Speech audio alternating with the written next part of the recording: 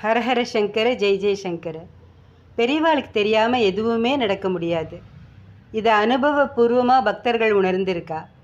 அவர் நடமாடும் தெய்வம். ஒரு சமயம் காஞ்சி மடத்தில் பெரியவா பக்தர்களுக்கு தரிசனம் கொடுத்துருந்தார். எத்தனையோ பேர் எத்தனையோ இடத்துல இருந்தெல்லாம் வந்து பெரியவாளை தரிசனம் பண்ணிட்டு இருந்தா. வரிசை ரொம்ப பெருசாக இருந்தது. வந்திருந்த வாழில் அடிக்கடி வரவா, எப்போதாவது வரவா, புதுசாக வரவான்னு எல்லா தரப்பு மனுஷாலும் இருந்தா. அந்த கூட்டத்தில் சுமார் 60 வயசு உள்ள ஒரு பாட்டியும் இருந்தா. நெத்தி நிறைய குங்குமமும் சந்தனமும் இட்டுண்டு தழைய பட்டு கட்டிண்டு இருந்தா அந்த பாட்டி. பத்தாக்குறைக்கு கழுத்தில் ருத்ராட்சம் ஸ்படிக மாலையெல்லாம் போட்டுட்டு இருந்தா. பார்க்குறவா எல்லாருக்கும் பார்த்தாலே மதிக்க தோன்ற அளவுக்கு இருந்தா. அவள் கூட இருக்கிறதுக்கே பாக்கியம்னு நினச்சி அவள் பக்கத்தில் சந்தோஷமாக வரிசையில் வந்தவாள்லாம் அங்கே இருந்தா. ஆச்சு, ஒரு வழியாக பாட்டியோட முறை வந்தது. மகா பெரியவாளை 2 கையையும் கூப்பி நமஸ்காரம் பண்ணினா அந்த பாட்டி. ஆச்சாரியா ஆசீர்வாதம் பண்ண போகிறாருன்னு நினச்சதுக்கு மாறா பக்கத்தில் இருந்த சீடனை கூப்பிட்டார் பரமாச்சாரியார். மடத்து உக்ரான அறையிலேருந்து 100 எலுமிச்சம்பழம் எடுத்துட்டு வா உத்தரவிட்டார் பெரியவா. அவசரமாக ஓடினார் அந்த சீடர்.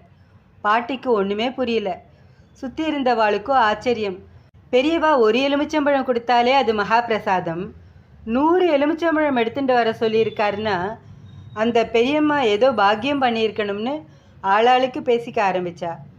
ஒரு கூடையில் 100 எலுமிச்சம்பழத்தை எடுத்துட்டு வேகமாக ஓடி வந்தார் சீடர்.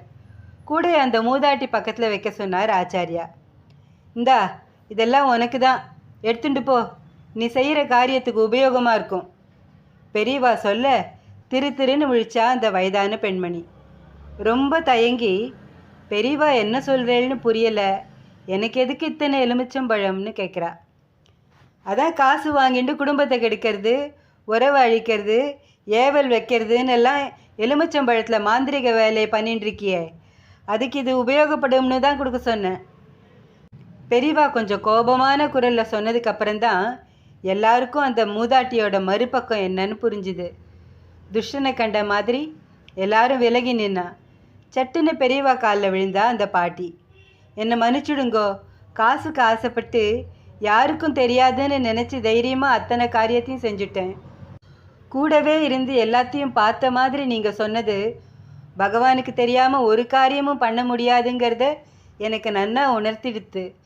இனிமேல் எந்த கெட்ட காரியமும் கனவுல கூட செய்ய மாட்டேன், என்னை மன்னிச்சுடுங்கோன்னு கதறினா.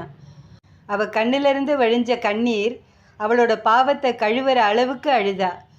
கொஞ்ச நேரம் கழித்து, உனக்கு தெரிஞ்ச அபிச்சார மந்திரத்தை எல்லாம் ஏதாவது ஒரு பசுமாட்டோட காதில் சொல்லிட்டு அதோட தலைமொழிகிடு, இதெல்லாம் உனக்கு முழுசாக மறந்துடும், போயிட்டு வா, இனிமேலாவது நல்ல காரியம் பண்ணு அப்படின்னு சொல்லி அந்த பாட்டியை அனுப்பி வச்சார் பெரியவா. இப்போ சொல்லுங்கோ, மகா பெரியவாளை நடமாடும் தெய்வம்னு எல்லாரும் சொல்கிறது சத்தியமான வார்த்தைகள் தானே?